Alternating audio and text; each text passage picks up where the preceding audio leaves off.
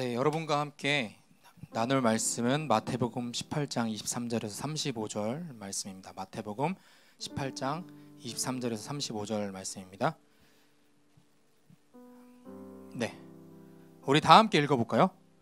그러므로 천국은 그 종들과 결산하려 하던 어떤 임금과 같으니 결산할 때에 10,000달란트 빚진 자 하나를 데려오매 갚을 것이 없는지라 주인이 명하여 그 몸과 아내와 자식들과 모든 소유를 다 팔아 갚게 하라 하니 그 종이 엎드려 절하며 이르되 내게 참으소서 내가 다 갚으리이다 하거늘 그 종의 주인이 불쌍히 여겨 놓아 보내며 그 빚을 탕감하여 주었더니 그 종이 나가서 자기에게 100데나리온 빚진 동료 한 사람을 만나 붙들어 목을 잡고 이르되 빚을 갚으라 하매 그 동료가 엎드려 간구하여 이르되 나에게 참아주소서 갚으리이다 하되 허락하지 아니하고 이에 가서 그가 빚을 갚도록 옥에 가두거늘 그 동료들이 그것을 보고 몹시 딱하게 여겨 주인에게 가서 그 일을 다 알리니 이에 주인이 그를 불러다가 말하되 악한 종아 내가 빌기에 내가 내 빚을 전부 탕감하여 주었거늘 내가 너를 불쌍히 여김과 같이 너도 내 동료를 불쌍히 여김이 마땅하지 아니하냐 하고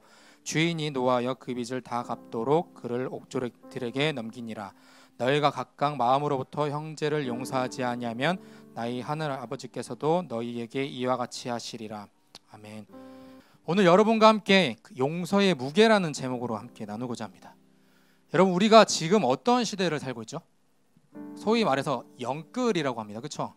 영혼까지 끌어모아서 무언가를 사고 영혼까지 끌어모아서 집을 장만하기도 합니다.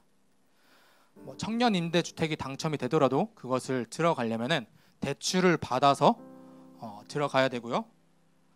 결혼을 하더라도 정말 내가 금수저가 아닌 이상 부모님에게 손 벌리지 않는 이상 빚을 내서 대출을 받아서 결혼을 해야 됩니다.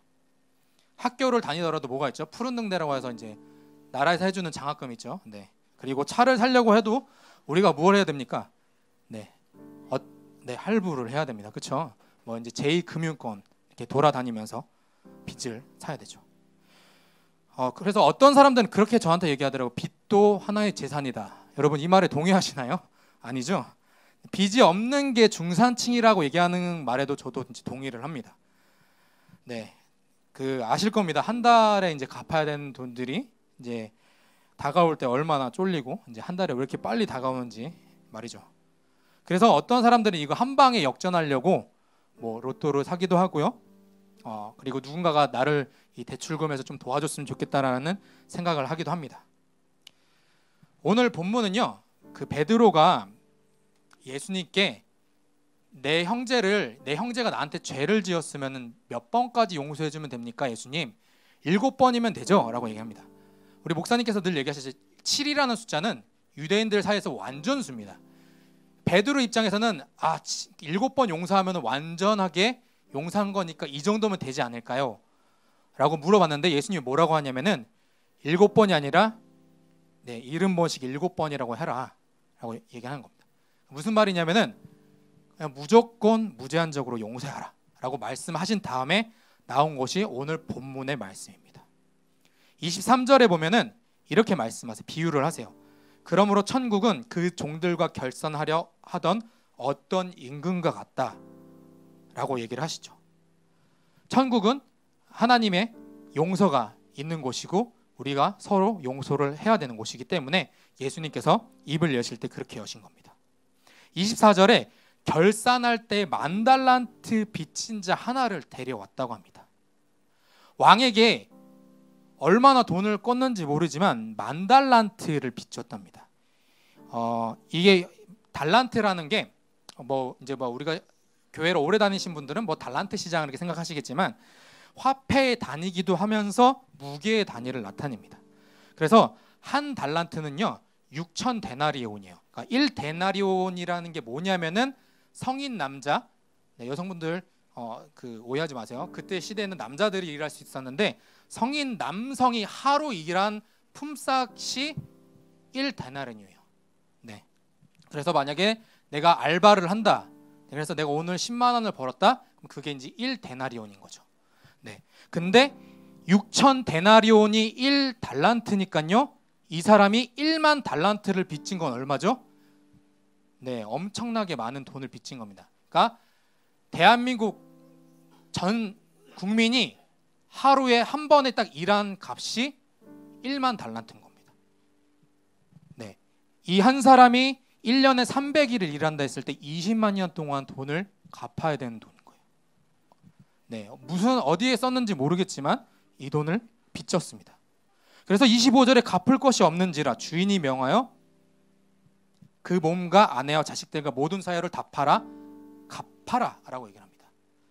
그때 당시 노예의 값은요, 싸면 500데나리온이고 비싸면 2000데나리온이었대요.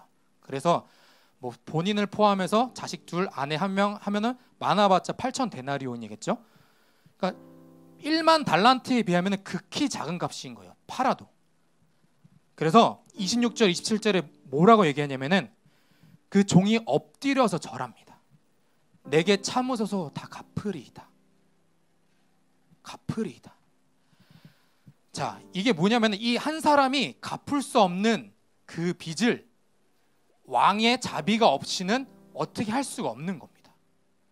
셀 수 없이 많은 세월 동안 일을 하고 돈을 지불하더라도 갚지 못하는 금액인 겁니다. 그래서 종은 어떻게 합니까? 왕의 은혜를 구하는 거예요. 참으소서. 진짜로 갚겠다는 얘기가 아니라 저 좀 살려주세요 라는 말을 우회적으로 한 거예요. 27절에 보면은 그 종의 주인이 불쌍히 여겼다고 합니다. 이 불쌍히 여기다는 말은요, 원어적인 의미가 무슨 뜻이냐면 내장이 뒤흔들린다라는 뜻이에요. 너무 불쌍해서 불쌍해 이게 아니라 내 내장이 뒤흔들릴 정도로 너무 불쌍하게 여긴 거예요. 얘가 너무 불쌍한 거야. 인생이 불쌍한 거예요. 그래서 탕감해줬어요. 10,000달란트를. 우리 대출금은 누군가가 다 갚아줬다고 생각해보세요. 얼마나 기쁩니까? 그렇죠? 근데 이 종이 주인이 불쌍하니까 그냥 놔주면서 그냥 그래 탕감해줄게, 없던 걸로 해줄게 하고 딱 보내줬습니다. 자, 그러면 이 종은 정말 감사하면서 모든 것이 새로워질 거고 모든 것들이 감사하게 여길 것 아닙니까? 근데 나갔더니 그때 때마침 자기한테 또 빚진 사람이 있던 거야. 되게 참 특이한 사람이 그죠? 자기도 빚졌으면서 남한테 돈을 꿔줬어요. 28절에 보면은 그 종이 나가서 자기에게 100데나리온 빚진 동료 한 사람을 만났습니다. 자, 아까 1데나리온이 사람이 남성이 하루 동안 일한 그 품삯이라 했잖아요. 그럼 100데나리온은 얼마겠어요?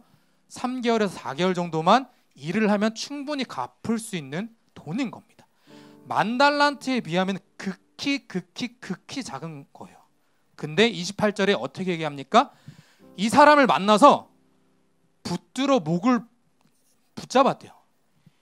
붙든다는 건 뭐냐면은 내가 힘이 세니까 이 사람을 휘어 잡았다는 겁니다. 그리고 목을 잡았다는 건요, 그냥 이렇게 잡은 게 아니라 물에 빠졌을 때 우리 어떻게 합니까? 막 이러잖아요. 이런 거 숨을 못 쉴 정도로 목을 강하게 붙잡았다는 거예요. 그러면서 뭐라고 얘기합니까? 야, 돈 갚아 라고 얘기를 한 겁니다. 조금 전까지 임금에게 갚을 수 없는 그런 빚을 탕감을 받았는데, 그랬다면은 이 사람이 나갔을 때 모든 것이 감사하고 새로울 테니까 야, 나도 은혜를 받았으니까 너도 그냥 없던 걸로 해줄게 라고 말을 하는 게 정상이겠죠. 근데 이 사람은 목을 잡아서 얘기를 합니다. 자, 그래서 29절에 그 동료가 엎드려 간구하여 이르되 나에게 참아주소서 갚으리이다. 뭔가 되게 똑같은 상황이 벌어졌죠. 조금 전에 자기도 임금에게 똑같이 행동했는데 임금은 용서해줬어요. 근데 친구가 자기랑 똑같이 행동하고 똑같은 말을 하는데, 그랬다면은 내가 이랬지, 그래 임금님이 날 용서해줬으니까 나도 용서해줘야지, 이렇게 나와야 되는데 어떻게 합니까? 허락하지 아니하고 이에 가서 그 빚을 다 갚도록 감옥에 가둡니다. 자, 허락하지 않았습니다. 본인이 갚을 수 없는 빚을 탕감받았는데 친구한테는 갚으라고 합니다. 그 감옥에 가뒀다는 건 뭐냐면은 시간을 갖고 점차 갚으란 얘기가 아니라 네가 한 번에 다 갚지 않으면 난 널 풀어주지 않겠어 라는 의도로 감옥에 가둬버린 겁니다. 그러니까 네가 감옥에서 나가고 싶으면 네가 어떤 짓을 하셨는지 간에 100데나리온 나에게 빚진 걸 가져와 라는 의미로 가둬버린 거죠. 정말 무자비하고 잔인한 사람입니다. 자, 그래서 다른 동료들이 이 1만 달란트 탕감받은 사람의 행동을 보고, 그리고 100데나리온 빚진 사람이 감옥에 갇힌 걸 불쌍히 여기고 임금에게 가서 다 얘기합니다. 임금이 듣고 임금 입장에서는 어이가 없었겠죠. 그래서 1만 달란트 탕감받은 사람 다시 부릅니다. 32절부터 34절에 보시겠습니다. 이에 주인이 그를 불러다가 말하되 악한 종아, 내가 빌기에 내가 내 빚을 전부 탕감하여 주었거늘 내가 너를 불쌍히 여긴과 같이 너도 내 동료를 불쌍히 여김이 마땅하지 아니하냐. 주인이 노하여 그 빚을 다 갚도록 그 옥졸들에게 넘기니라. 자, 주인이 뭐라고 얘기합니까? 주인 입장에서는 어이가 없었던 거죠. 야, 네가 갚을 수 없는 거를 내가 다 없던 걸로 쳐줬는데 너는 고작 시간이 지나면 갚을 수 있는 그 돈 조금 빚졌다고 네 친구를 그렇게 감옥에 가둬버려? 너 이제 이거 1만 달러 다시 다 갚아라고 얘기한 겁니다. 자, 눈치 빠른 분들은 아셨겠지만 1만 달란트 빚진 종은 바로 우리를 상징합니다. 그리고 임금님은 당연히 하나님을 상징하죠. 1만 달란트는 우리의 힘과 능력으로는 갚을 수 없는, 우리의 힘으로는 벗어날 수 없는 죄를 얘기합니다. 임금의 은혜가 아니고서는 1만 달란트는 갚을 수 없듯이 하나님의 은혜가 아니고서는 우리 죄 용서함을 받을 수가 없습니다. 예수님의 십자가의 보혈로 우리는 죄 용서함을 받았는데, 그 피로 우리 빚을 탕감해 주셨는데, 우리는 어떻게 행동을 합니까? 나의 친구, 형제, 자매가 나에게 조금만 잘못했다고 해서 이 사람처럼 멱살을 움켜잡거나 네가 어떻게 나한테 이래라고 화를 내지 않았습니까? 지난주에 우리 진동성 전도사님께서 예수 안에서 우리가 건물이 서로 연결된다고 설명하실 때 예배 때 다 좋은데 죄만 없었으면 좋겠다라고 비유를 하셨습니다. 자, 그렇다면 그런 마음을 가진 우리를 향해 하나님께서 뭐라고 말씀하시겠습니까? 그래, 내 아들 딸아, 너는 자비롭고 의로우니까 네 말대로 해줄게라고 생각하실까요? 본문에 뭐라고 나왔습니까? 이 악한 종아라고 하나님께서 책망하셨습니다. 내가 널 살리기 위해 내 아들까지 내가 내어줬는데 넌 고작 그 조그만 하나의 그 감정 때문에 네 형제 자매를 잔인하게 핍박하느냐. 내가 몸으로 핍박하진 않더라도 내 마음으로 얼마나 많이 핍박하고 죽이니 살리니 이렇습니까? 35절에 예수님께서 이렇게 마무리를 하십니다. 너희가 각각 마음으로부터 어디요? 마음으로부터 형제를 용서하지 아니하면 나의 하늘 아버지께서 너희에게 이와 같이 하시리라. 저는 행동으로 하진 않았는데요. 실제로 가서 얼굴 때리진 않았는데요.